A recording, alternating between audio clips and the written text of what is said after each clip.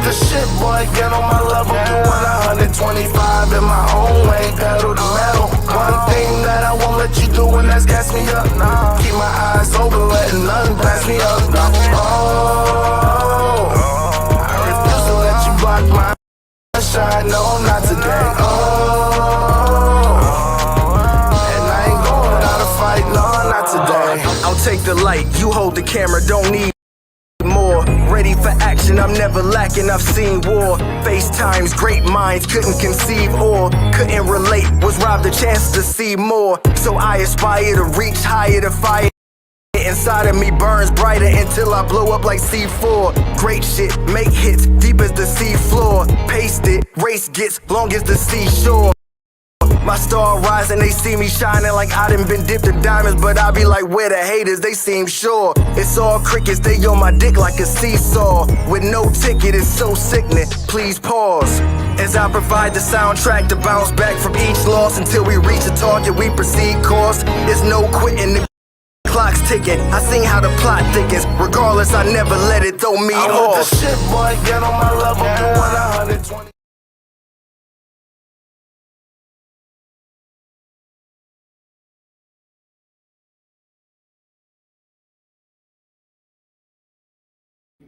Again. Oh, we are live. That's the beauty of being live. We are live, baby. What's going on? That's the beauty. It is what the shit. It is Wednesday. You already know what time it is. We're live. We in the building. You know what time it is. Chris, what's going on? What's going on, man? I am in PCD mode. For those who don't know what that is, that's post-con depression, recovering from BlurCon. So if you watched last night's show, you already know we talked about BlurCon 2022.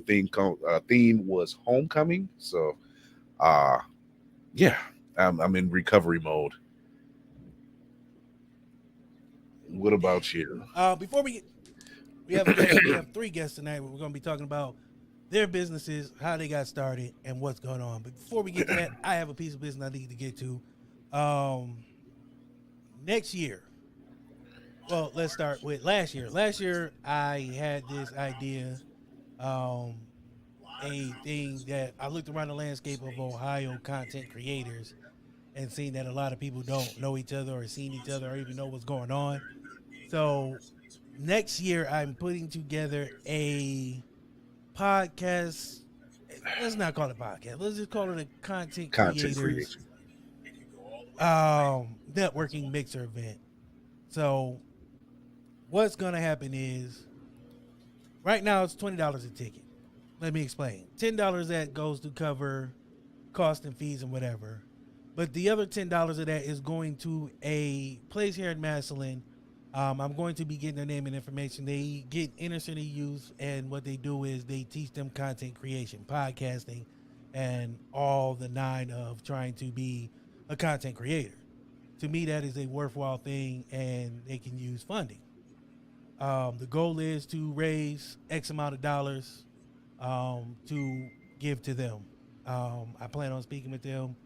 They have a pop-up shop coming up soon, so I'll be there recording and all that. So I want content creators of all kinds, podcasts, musicians, artists, photographers, cameramen, everybody, small businesses. I want to have vendors come in to sell their stuff. You know, I want it to be 5 hours. Let's just say 5 hours now. Working on details, but 5 hours to come and network and meet people and get to know other content creators in the area. Akron, Canton, Cleveland, Ohio, period. I mean, if you can make it, let's go. But the main focus of this is to network, get to know each other. It is a $1 billion industry being in this content creation. I mean, there's TikTokers making money. There's everybody, YouTubers. Why can't we all get together and start knowing each other and who's doing what, and let's make ideas and make things happen. So next year, July 23rd, What the Shit is doing a content creators extravaganza, a networking event. And I want to do it every year. And like I said, half the proceeds are going to a worthwhile cause to get kids into content creating, to help them get the equipment they need or whatever it is that they have going on. We're going to do that. So next year, look for that. What the Shit. The intersections of content creating is what it's going to be. Cosplayers. I want people there, man. I want people to get to know each other. Other podcasters. Why can't we co-minglate and get to know each other and work and collab and, you know what I'm saying, bounce each other's ideas off each other's and hold each other accountable to make great content, but also entertain and inform and engage. So small businesses, I want to have there too. Businesses, period. I want to make this a thing where every year we network and we party, we have a good time, and I want to have live music. I want to have live podcasts there, streaming and the whole nine. So it's in the works. The idea is there. I'm doing research. I'm going to networking events. I'm going to one tomorrow to meet with some people to discuss the ideas and really make this vision and this dream a reality. I'm excited. I put it off last year. I was like, I'm not going to do it. It's not on me. And it keeps beating my head in, so I got to do it. So look out for that next year. July 23rd is going to be the date. Like I said, $20 is the ticket price. $10 is going towards fees and everything like that. But the other $10 is going to the kids. It's a place here in Massillon. I'll be getting more information, and we're going to give them money so they can teach these kids how to make good content and the proper content. Yeah. But without further ado, we're going to get to our first guest, Miss Sabrina Oso.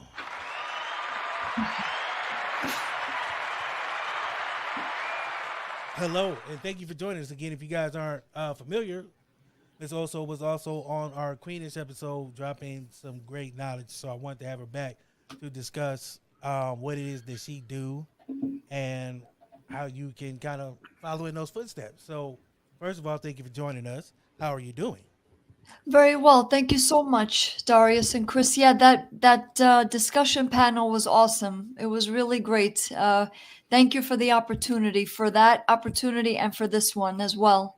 Oh, thank you. So please tell the people what it is that you do and what Oh So Safe is all about.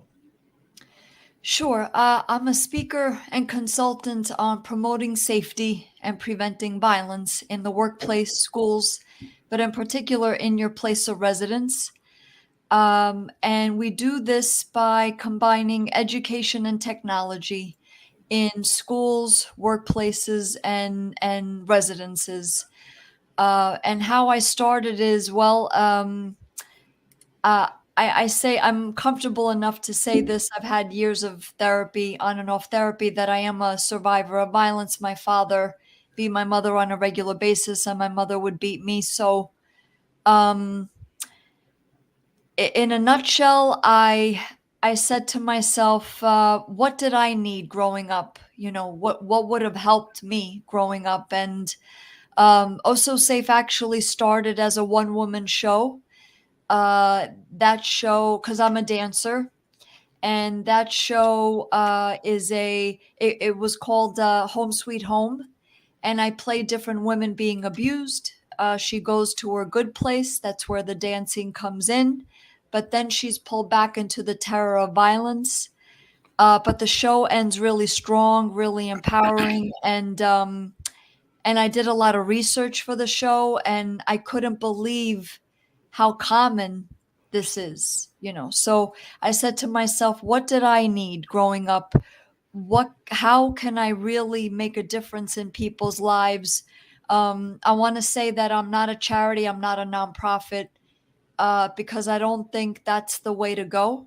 We need to resolve this, and we discussed this at the discussion panel, but,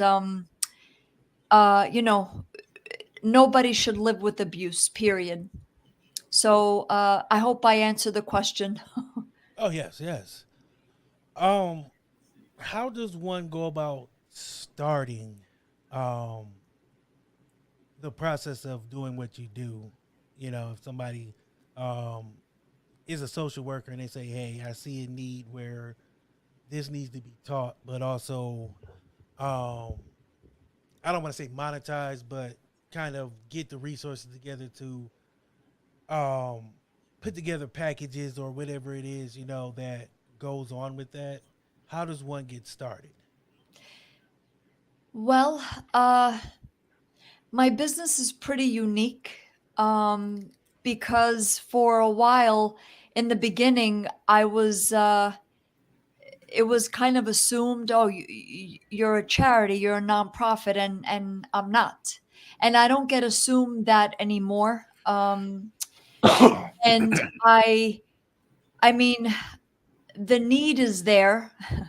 So whatever is the need, you kind of have to think of it backwards. Think of the solution first, kind of, and we respect all of the nonprofits, the charities, but it's just it's getting worse and worse, I would say, and and I would say a big piece of advice that I had to learn kind of the hard way is make mistakes. You're going to make mistakes. In fact, I said this on another podcast, and the podcast host said, "Wow, I never thought of it that way. Keep doing it wrong until you get it right." So that way you kind of get rid of, oh, what if I make a mistake? What if I fail? What if I do this wrong and that wrong? Yeah, you're going to mess up. I don't know if I could curse on your podcast. I mean, the Why podcast the is hell called not? What Please. the Shit. So Why the hell not? so Fuck. I mean, you know, you're do whatever you going feel. to, in plain English, you're going to fuck up everywhere. So let yourself fuck up.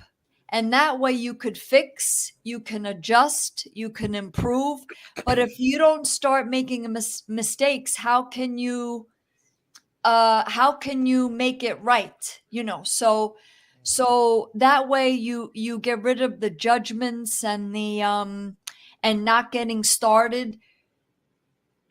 There's going to be plenty of mistakes, plenty of fuck ups, plenty of falling down. Let that be okay, you know. So do it wrong until you get it right. And I think that's with any business, mine for sure. Any business, whether you want to go into electronics, dancing, music, computers, gaming, there's going to be a lot of fuck ups. So let yourself fail and let that be okay. Comments. Yeah. My wife actually says that's great advice. If you don't make mistakes, you don't grow, which is true. It is true. Say it is sage advice. There's times that me and DC have constantly, before we started our perspective podcasts, we would try to perfect it, you know, and then it just got to the point of like, if we just don't put it out, we will never put it out, Right. you know. So you just have to just do it, and that's the kind of thing we just. And it doesn't have to just be a podcast. It could be anything that you're working on. Just put it out. Put it out. At least you know it's out there. That way you can get the feedback. You can see where you can go and change some things. You can, that instead of sitting back and just looking at it, then it'll never get done. Exactly. Exactly. And, you know, I'm a dancer, so you could study all the dance in the world. You know, you could study it and know the mechanics of it. You could look at the diagrams, how a plie works, but until you get your ass in a dance studio and do it and fall, and you know, the plie is not going to be perfect, the pirouette is not going to be on balance, the you're never going to get it where uh and it's not about perfection, it's about practice makes permanent. Somebody said that to me and I said, wow, Mm, I like that better than practice makes perfect. um that's deep. it makes more permanent. It's a practice. It's we're all a work in progress, right? All of us. Yes. We are, and whatever we do, it's a work in progress. So just do it. Just fucking do it. You know. I want to ask you something. Um, because a lot of times business people, you see the success. Um, was there struggle and strife in getting started with what you were doing? Was there a point where you was like, I'm not sure? All the time, Darius, all the time. Uh, and you know what? I'm finding. I don't think that's ever going to go away. I think, everything is in phases, and if things are not shaken up, then maybe you're doing something wrong. It's the shakeups that uh you think that you're supposed to go from A to B. Your destination is B, but it's not going to be what you think. So, and there's going to be doubts all the time, Darius. Oh my gosh, and Chris, I like uh like I do get the thought, like, what am I doing this for?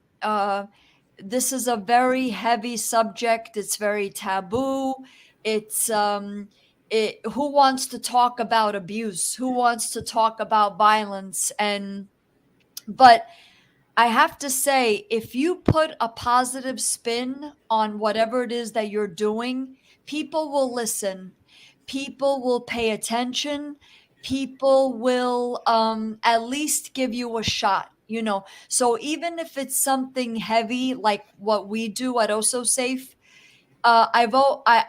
we focus on the positivity, on the empowerment, on the encouragement, um, and we say, look, this we're very hopeful that we're going to kick abuse in its on its ass, and really make safety a required standard condition of residency, and people will jump on board instead of, oh, I don't want to talk about it. No, uh I want to help. I want to give me something to do. I want to work for you. I want to be involved. So if you put a positive spin on whatever it is that you're doing, it'll catch on, and people will want to participate. So I hope I answer the question. Oh yes, Oh, yes. definitely. Um,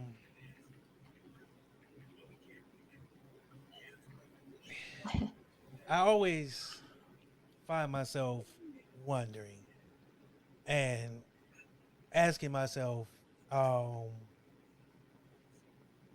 how do you overcome those objections, that doubt, um, especially in what you do, because you're doing TED talks, you're doing, the safety, the making people try to feel comfortable and speak up for themselves. How do you overcome that stalemate that can tend to happen sometimes?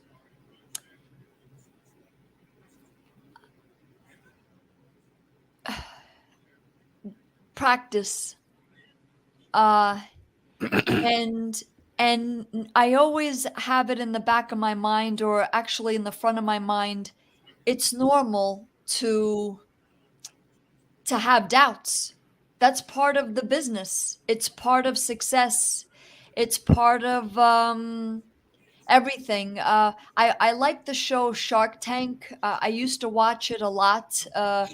Um, Not too long ago, but lately I haven't watched it recently. But if you pay attention to all of those sharks, and they talk about their failure quite a bit, like it was never a straight line, and it was never, oh, we're doing great all the time. No, Mark Cuban, Damon John, Barbara Corcoran,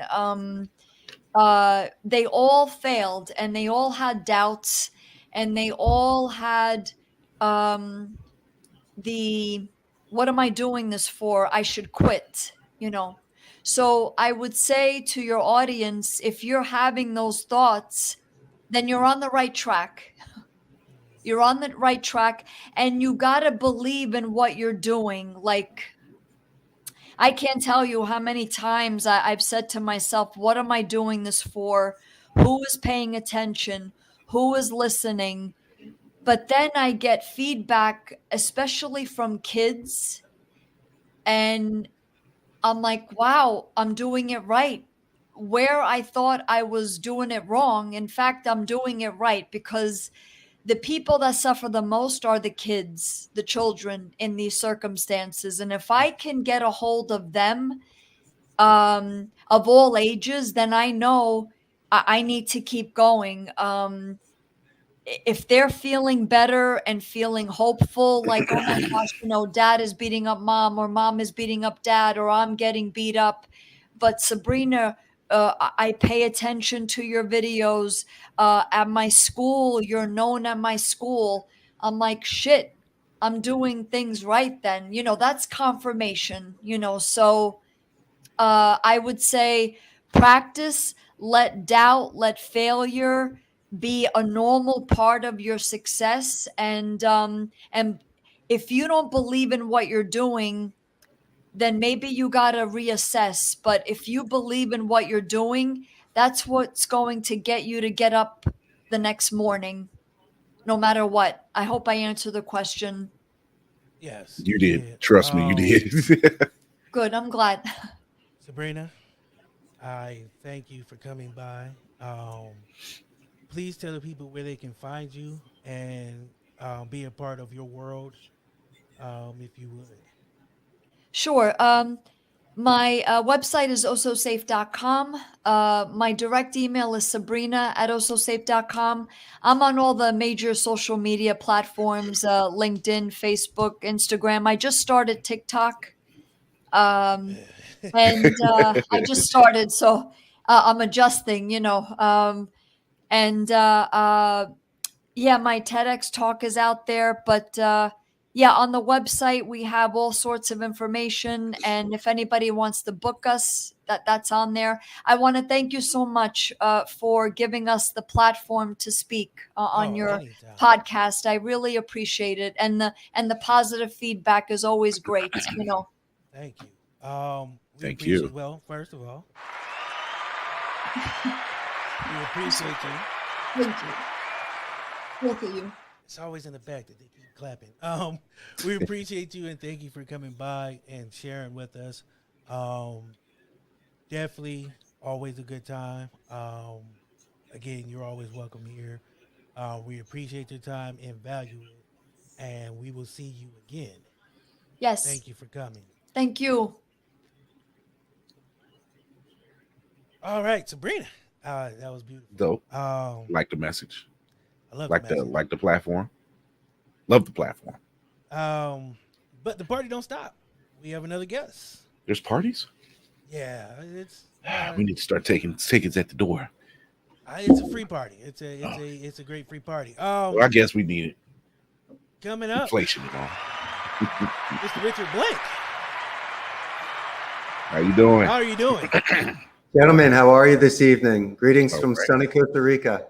Oh man. Woo! Yeah. Already. Life. That's why he's got the big smile going. He's like, Yeah, if I I'm was in in Costa Rica. I'd have that smile too. Darius and Chris, I'm a Philly boy. I'm a one in a million shot living in Central America. man. Of course, I'm smiling every day. Please introduce yourself and tell the people what it is that you do and what you have going on. Gentlemen, thank you so much for having me tonight. I am the CEO of Costa Rica's call center. We're a bilingual, dedicated call center in Central America that handles inbound support, outbound lead generation, appointment setting, and sales. Currently in my 14th year, I have a 300-seat call center that I'm currently in right now. And once again, gentlemen, I'm living a long shot dream that actually hit.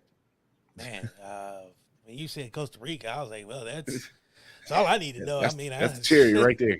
We're doing our second podcast down here, guys. When you grab a plane ticket and come down and visit me. Man, I would. Don't but threaten me with a good time. The way my adventure is set up, I probably would never leave.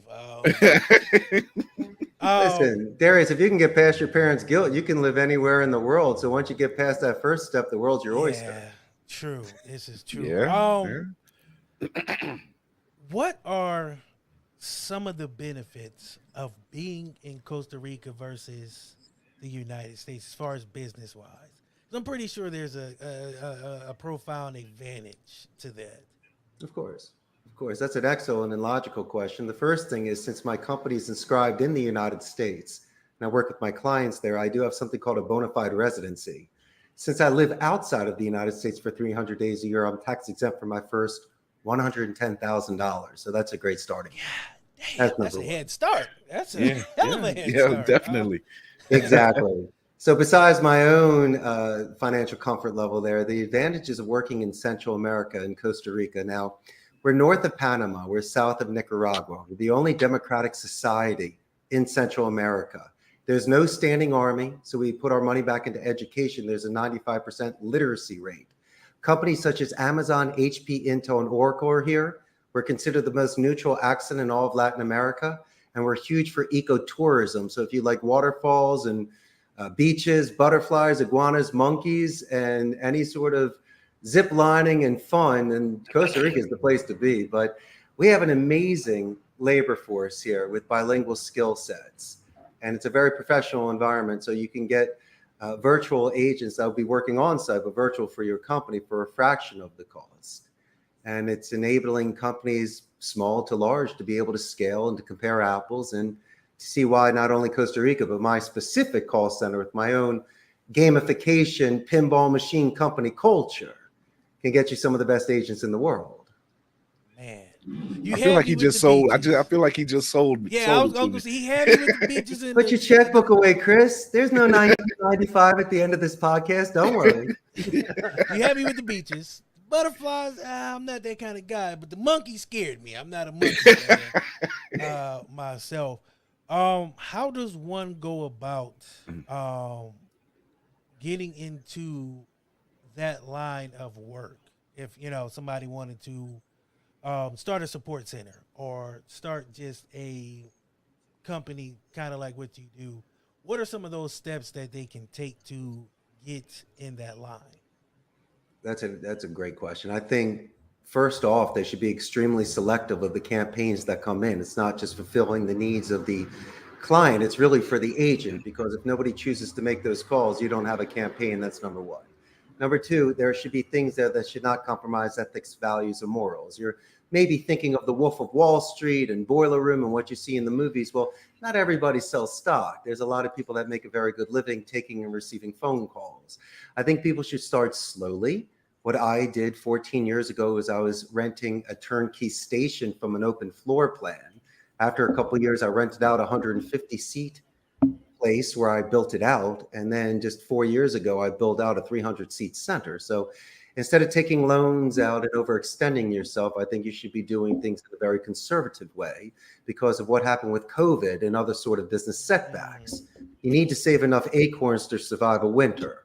And so what my grandmother told me is if you can't pay for it in cash, gentlemen, you just don't do it. So also, finally, if you're planning on starting just not this business, but any sort of business, being a CEO of a company, you have leverage. So you should definitely show empathy and give the people that work with you dignity and do the best thing that you can to control job stability. Because I'm a guest in this country. And once again, I've been embraced and I've seen such positive reinforcement. It enabled me to double and triple down on my momentum. And so, gentlemen, as much as I'd love to give you a cracked code and a shortcut, really, this is the grind.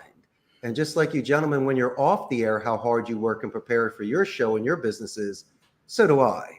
So I may make it look easy, but once you get into it and you understand the business, then it becomes flawless. There's a lot to unpack in that. So. Well, you only gave me 15 minutes, guys, so I'm just saying. Well, I mean, and that's why I like it, because you can pack so much into 15 minutes. Too often we've done like half hours and people were saying stuff, but they weren't really saying nothing.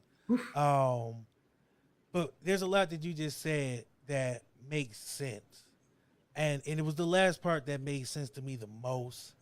Tell me, Darius. Is giving that empathy, relating to your employees.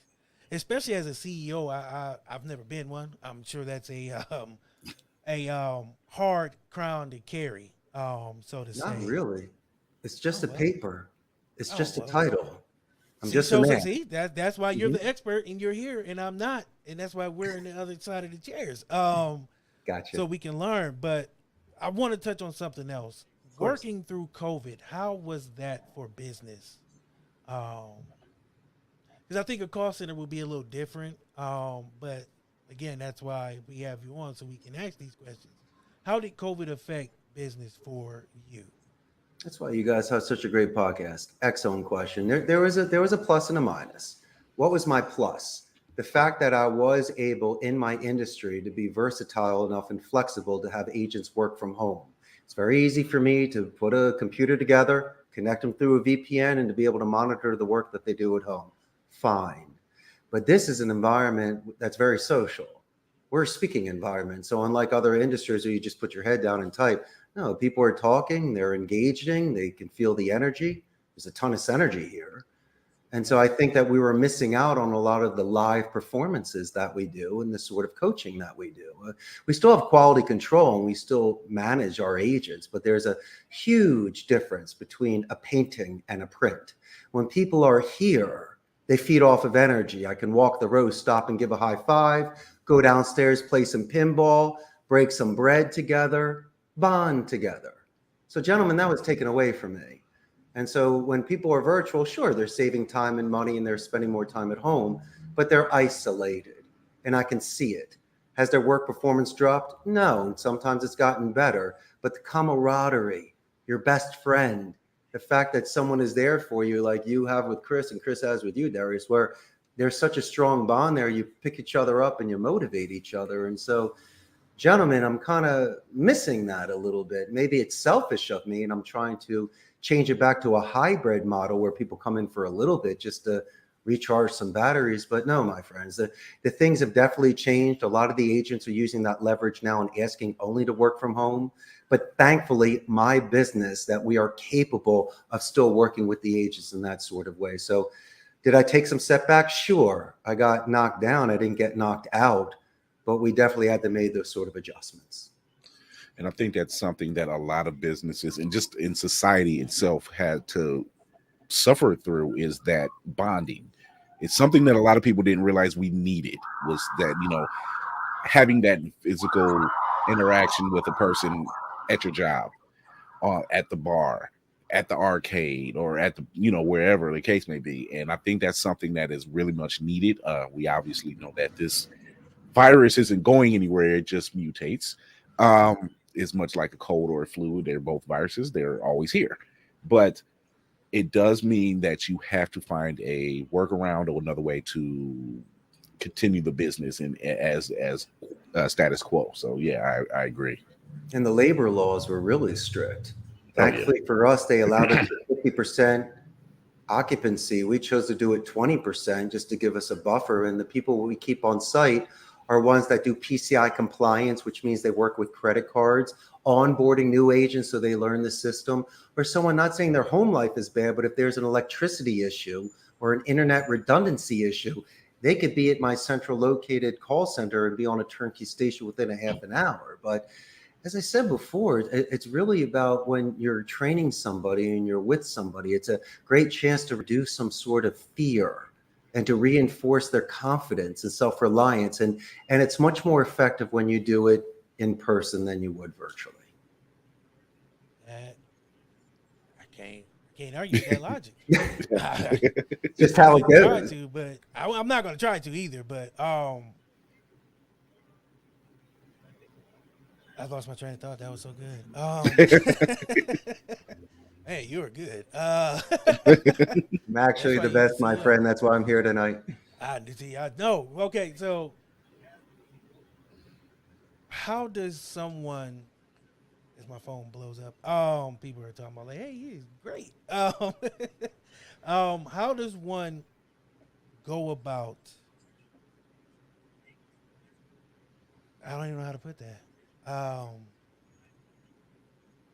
How does one go about getting around the objections of starting a call center type support business. I'm pretty sure there are a lot of no's sometimes, or a lot of hoops that you might have had to jump to in the beginning, um, Mhm. and to persevere through. How does someone get through that? No, you hire specialists and individuals. You need to delegate. In order to expand, you need branches and roots. But my thing was done a little bit differently, gentlemen. When I was in Northeast Philadelphia, graduating Abington High School, my favorite class was Spanish. So unlike my friends that were taking finance, law, and medicine and going to Ivy League, I chose the University of Arizona. So I was just doubling down on languages. I interned for Telemundo, worked for the importers of Corona. So obviously, I had the language capacity and the skill set. And so when my friend who gave me a 1 in a million opportunity at 27 years old, 22 years ago, to come to Costa Rica for two months just to teach English at his call center, of course I was going to go. And I was mentioning getting past your parents' guilt. You can live anywhere in the world. So I took this chance. And when I was there, gentlemen, I didn't start off at sea level. I wasn't looking at contracts or finances. I was with the proletariat. So not only did I train about 5,000 agents over the course of 4 years, I sat with them. I heard the gripes, the good and the bad. And what I did was, it was almost like my graduate school. I learned this business from the inside and out. And sitting with the agents, you could really hear what was effective for them and what you could do to make it more efficient and much more pleasurable experience, because this industry has a bad rap. People burn out. They see it as transitional. They look down upon it, and the movies just glorified and glamorized it. And so to me, being a gladiator that not only survived this industry, but thrived and built one of my own, it's a testament. But I was really doing it, gentlemen, more for the art of speech, because once again, the IT department hires specialists. You need an accountant, you need a lawyer. Let them handle it. What am I doing here? What I was trying to do by starting this is because most things today are omni-channel non-voice, which means that they're doing things in chat or email, which is fine. But I believe there's an art of speech. And so these individuals, when they're on the phone, they can convert calls, they can get positive escalations where people talk about them in a positive way with a supervisor or do it in writing. And the fact that they're getting a return on investment on their second language, I thought was phenomenal. So I took this sort of delicate position in these young men and women in their early 20s. And I tried to show them that not only a CEO will know their name, but will invest in them and hopefully find ways to delegate to promote them. And so to ask me this question about a call center, once again, Darius, this is for any vertical, anything that you want to do. As long as you have a foundation of incredible people that you can confide in and work with, there's no reason why a company just can't scale and grow.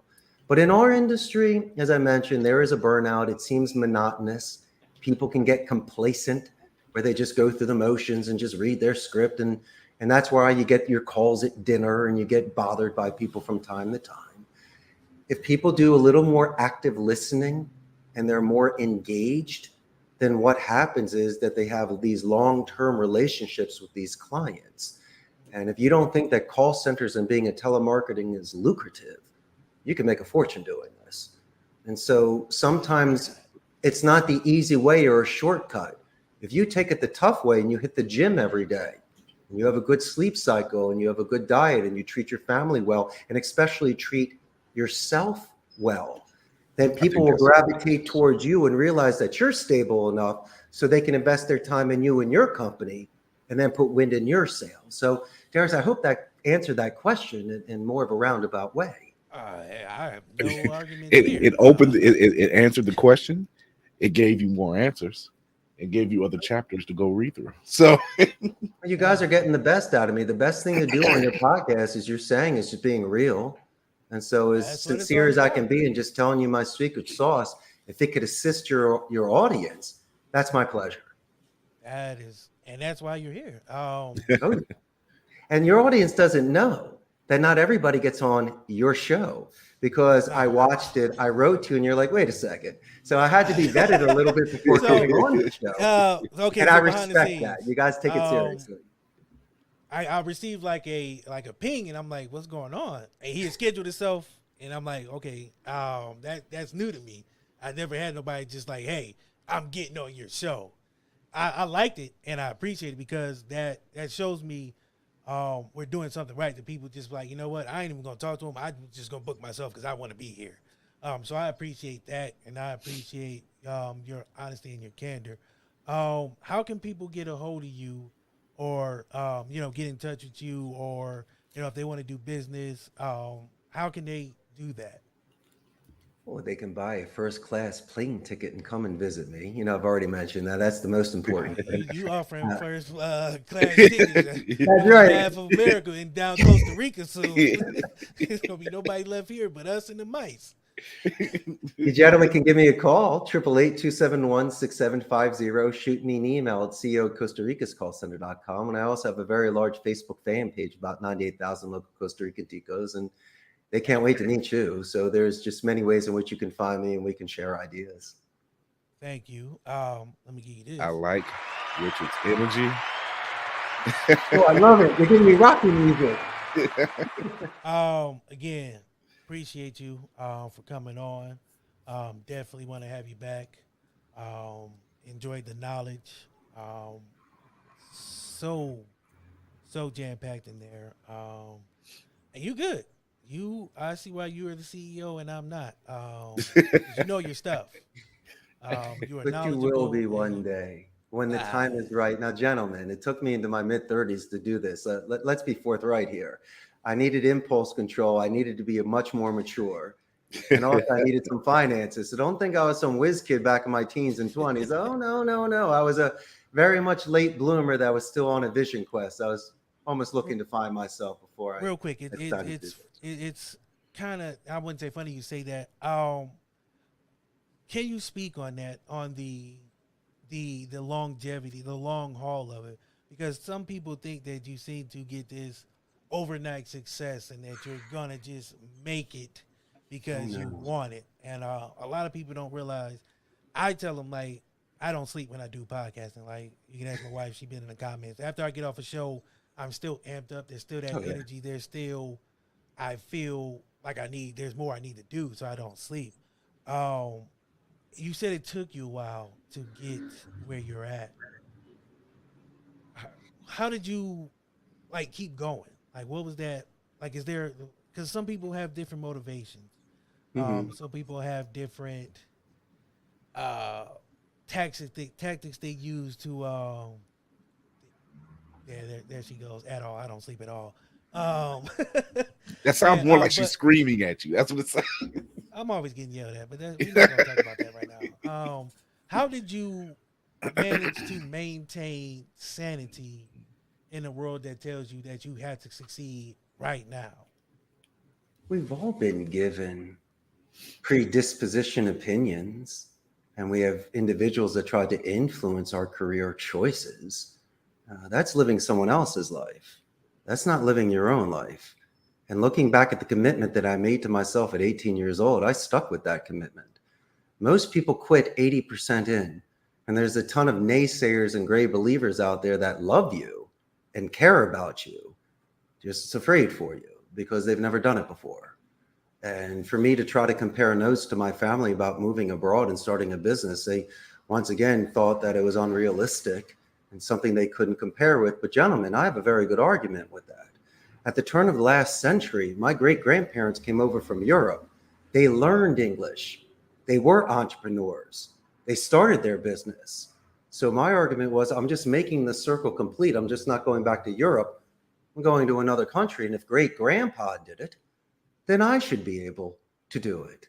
And if you force a fit with me, I wouldn't be happy. You wouldn't have the same Richard on your podcast today. I'd be miserable. I'd feel like there was a prison without walls. And the fact that I had done something like this, it might seem selfish or egocentric. But how could it be egocentric, gentlemen, if I'm feeding over 100 families a month and giving them their job security? The fact that I fell in love and married someone in Costa Rica and built a business with her. Learned a second language, followed my dreams. Just because I'm a dreamer and I'm a Renaissance man, it doesn't mean that I'm different. It's just I'm once again being exceptionally true to myself. And so I can look at myself in the mirror at the end of the day and raise my head up high, give myself 5 and say, good job, Richie. You did it again. And so just like the old boxers at the Blue Horizon in Philadelphia, gentlemen, I'm going the distance. You might beat me up left and right, but I'm not dropping, and I'm definitely going 15. And that's just the way that I was raised. I like that. That's just the way that I'm going to be. I will run through a wall for you right now. Right. Yeah, that's why we're on this podcast. Motivational, man. Well, that's the real deal, man. And they see through that's it. a lot of inspiration, though. That gives a That's- lot. I'm transparent. It says a lot. Like if y'all not, I'm the same as I was at 18, just with less hair. But, Hey, I wear a hood so people don't know. I guess they know now, but But Darius, I hope it rang true because I think the Oh. three of us are on the same page. I think we love ourselves and we're true to ourselves, and yes, we only get one shot at this. And so there's Exactly. nothing wrong with having that adventure, with leaving that castle and slaying that dragon and saving that princess. We all still can do this. And Darius, when you become that CEO, you better call me so we Oh, can you'll be- celebrate over you'll that be- first day. you'll be third on the list because if I don't call my wife or my mom, I'ma die. All right, make me number 3. I'll make Chris 3 and I'm number 4. You got it, sir. You will be number 4. Again, I thank you for coming on and sharing inspiration and knowledge that you You have. guys brought it out of me. What do you want from me? You guys run a great podcast. This is what you Thank do. you. I definitely appreciate that. That means a lot. Yeah, dress for you too, right? Throw in the Armani. Yeah, I felt underdressed now. I'm like, man, he came with his suit. You know, this is how I'm rolling to this thing. Yeah, well, they say dress for the job you want, not the job you have. I'm fully underdressed for the job. But I do appreciate you coming by. Again, thank you for sharing. One more time, if you would please tell people where they can find you. Do not forget to mention the LinkedIn page. It is full of jewels on there too. But I thank you for coming. Gentlemen, I had the best time tonight. Thank you very much for your time and your audience's time. Thank you. Thank Thank you. you for the inspiration. One Seriously. more for those. Billy in the house. Oh, By yeah. way of Costa Rica. Oh, yeah, right. Again, thank you for coming. Definitely won't be the last time. Definitely will be in touch with you because I have some things I want to learn, and I'm always looking to learn from people who are doing things that I want to do, or at least semi-do. But that 80%, you're right. A lot of people get to 80% of their dream and then just cold stop. And you made me think about some of my 80%ers that I was like, I'm gonna put that on the back burner and we never come back to it. But you, sir, an officer and a gentleman don't ever change. I don't care what nobody says. You were one, Richard Blanken. You I were one salute of you. one. I salute you. You're a Excellent, CEO. gentlemen. Thank you for coming. All right, man. Very appreciated. Man, That was dope. oh, That was dope. yeah, so if we have learned nothing today, don't give up. Don't stop. I got Don't let nobody tell you what to do. Forrest Whitaker thing going on in my eye. I don't know what that is. So again, people, I don't had know. a joke. It's I'm just not doing it. like real lazy on me. That's more bad snake moan. That's, Oh, that was yeah, that was definitely was. but yeah, that was inspirational, if anything. Yeah, it was a lot of knowledge in there. If you didn't catch it the first time, listen to this again. Slow it down. Open your ears and your mind and pay attention to what they're telling you. You're gonna fail sometimes. You're gonna feel defeated, but once you get knocked down, you got to get back up. That seems to be the easy theme to tonight stop. too. That seems to be the theme tonight is recognizing failure and going past that point. Just learning not to stop because you failed at a certain step or you fail at a certain step. Yeah, because The it's key easy is for to us get- to give up. Yeah, the key is to get back up, or as My Hero Academia, as All Might would always say, you got to go beyond plus ultra. So, yeah, I dig that. I think we're going. I think I can't beat that. I can't beat what was said tonight. I can't beat the knowledge. Those two really brought out some things that made me think about what it is that we do as not only business owners, because when you own a podcast or your content, you're a business owner. You own that and you make money off that. That's business. We need to be mindful of one, who we do business with. Mm-hmm. Two, how we do business, because you do business with the wrong person, you get associated with some people. It's not a good look. It can be. So Yeah, I you was gonna always say got it to can be be a bad look. mindful of how you do business. Because nobody wants to be doing business with slime. It's just horrible. But with that being said, man, I do appreciate them for coming through. I don't know what happened to our third guest. Sometimes the thing about being live is things come up. So we'll reschedule like we always do. Try to get him back on.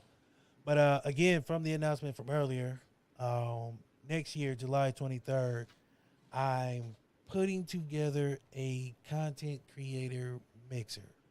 I want all content creators. We want to have cosplayers, podcasts, whatever you do, whatever kind of content you create, TikTok, YouTube, gaming, all that. Let's party.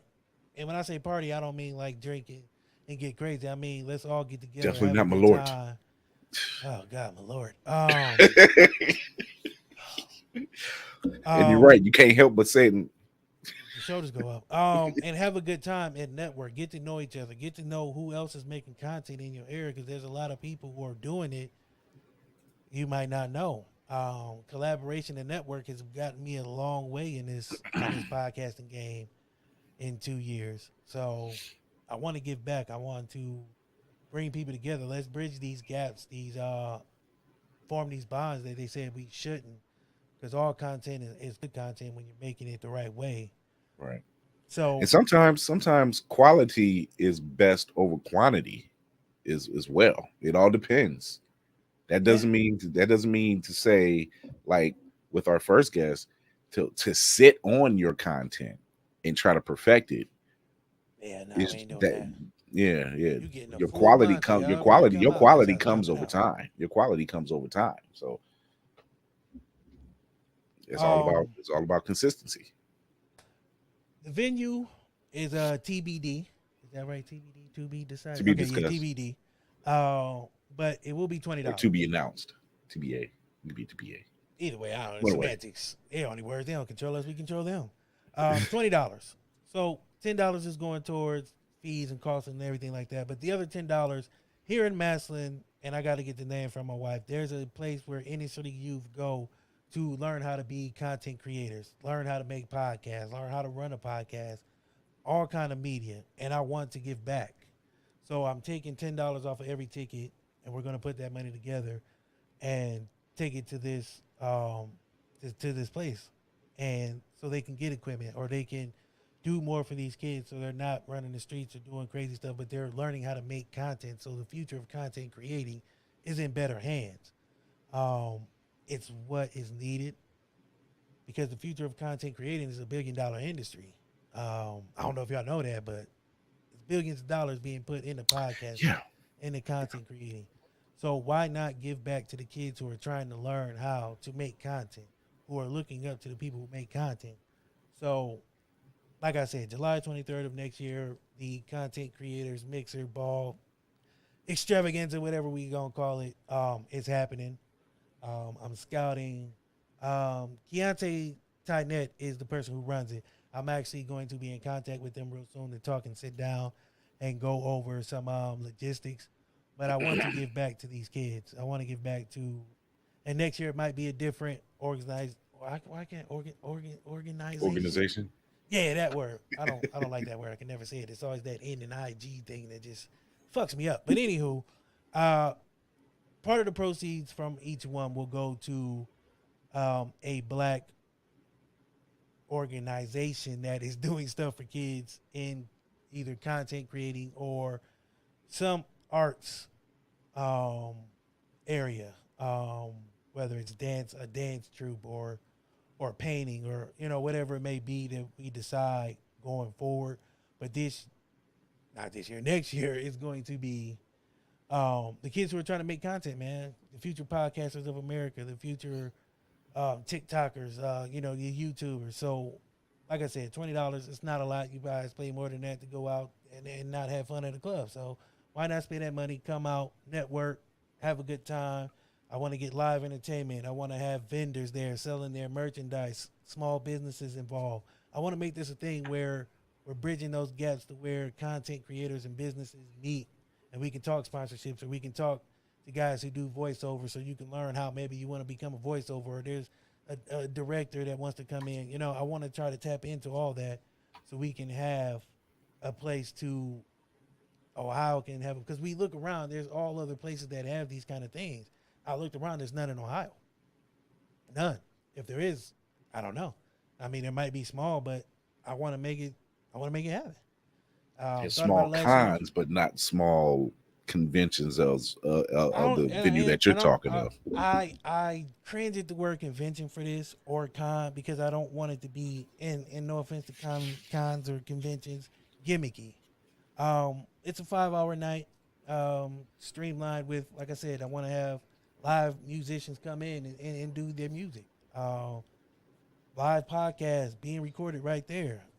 Vendors selling their merchandise. Small businesses tapping in so we can talk to other businesses. Hey, you might need some ad work done. We might have people in that room who can do that. It's all about networking and collaborating, and that's what this is going to be all about. On a positive note, just making sure that, you know, I have people who I didn't know did podcasts until I started doing podcasts, and that's crazy to me. That is wild. And I have a cousin who does a podcast with her husband. Didn't know until I started doing podcasts. That just goes to show that we're not all on the same page.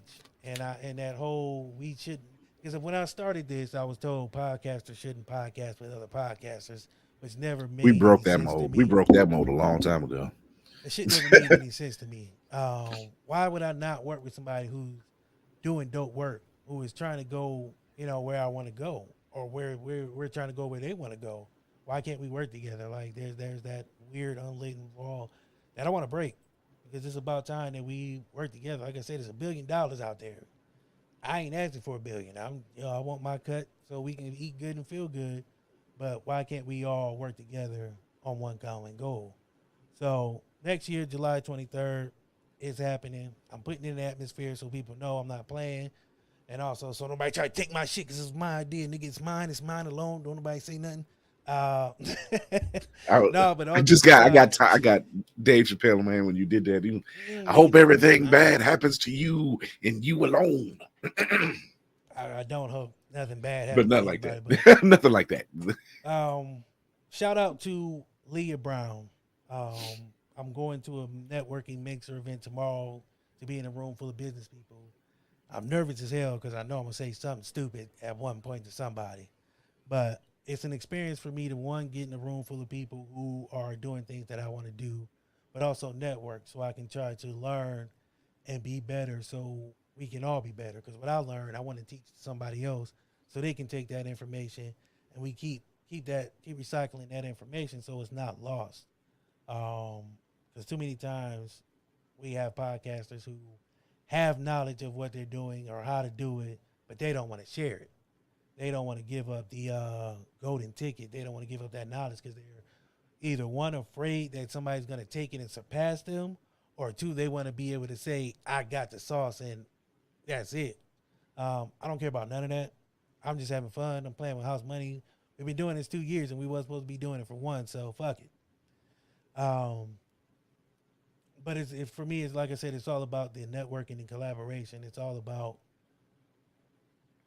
meeting different people and just being able to have a good time, make dope content. Also, I need to shout out. Oh crap! I forgot already. Damn, they're gonna kill me. There's small businesses I'm going to be shouting out from the What the Shit page. Like Jones barbecue foot massage. Right on. Let me pull it up because I got it right here. I apologize, y'all. My Lord, paint done.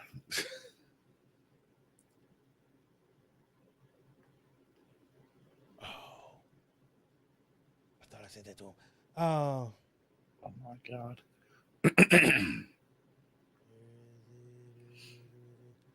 I can't find it. So, anywho, with that being said, I'm gonna get out of here. We're gonna get out of here tonight a little early. But keep that in mind. Keep in mind that people might want to hear your story. You know, be involved in what you're doing. It's all right to share. It's not bragging. It's not being big headed. It's letting people know that you're doing something, and if they want to join you, it's cool. Chris, where can the people find you? Well, guess what? You can find me on IG at Blurred's Eye View, all one word. You have the link tree in the bio. You can listen to us anywhere you listen to your podcast. You can follow us and hit the notification bell on YouTube. You can follow us on Twitch, Twitter, and the Facebook page. Tune in tomorrow night. Me and Tracy Carr are talking to the Blurred Girl. She's going to be talking to us about her new book, Protectors of Wakanda. You can order that now on Amazon.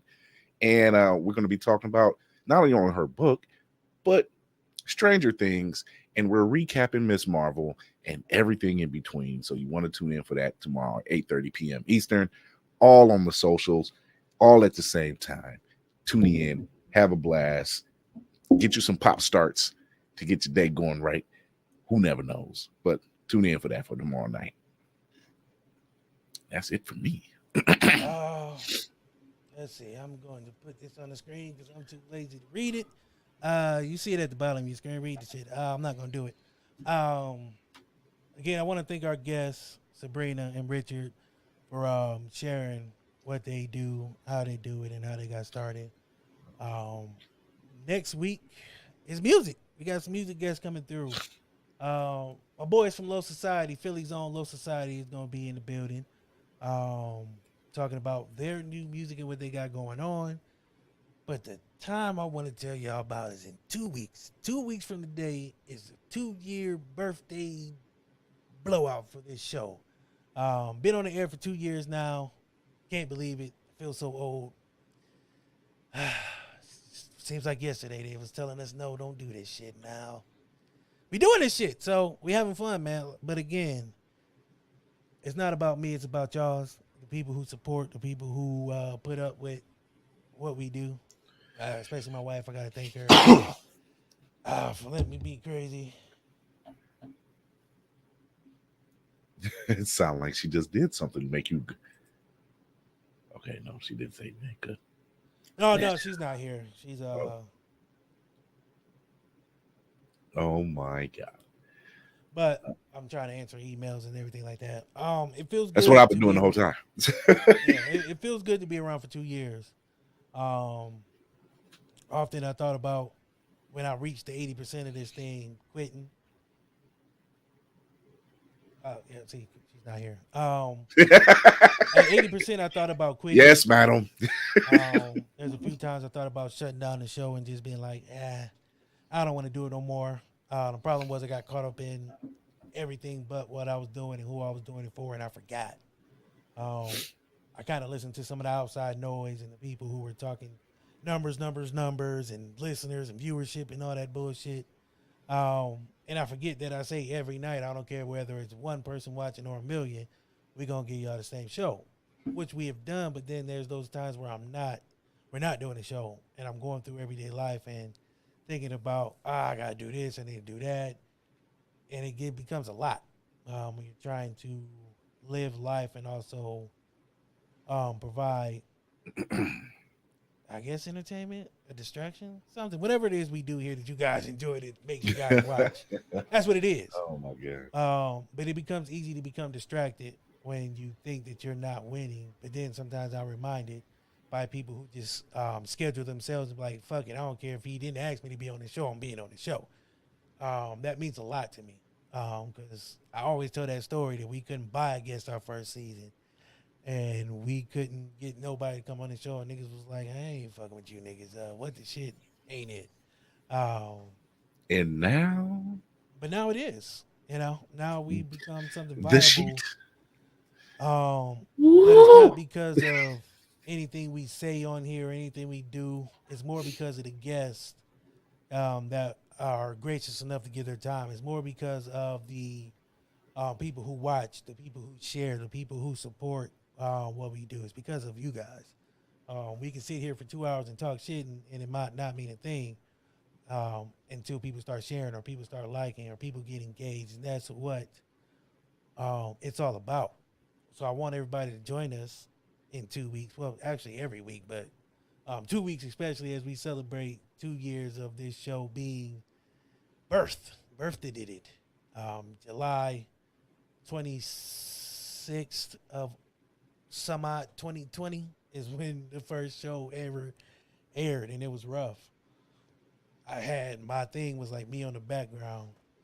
But I want to thank you guys for stopping by. Thank you guys for watching. Thank our guests. Thanks to Chris. Thanks to everybody who supports, man. We appreciate y'all. Nothing but love. Remember, next year, we are getting together. Throw a good old-fashioned party. Until next time, in between time and meantime, till next week, we're going to kick it with Low Society. We're going to leave y'all.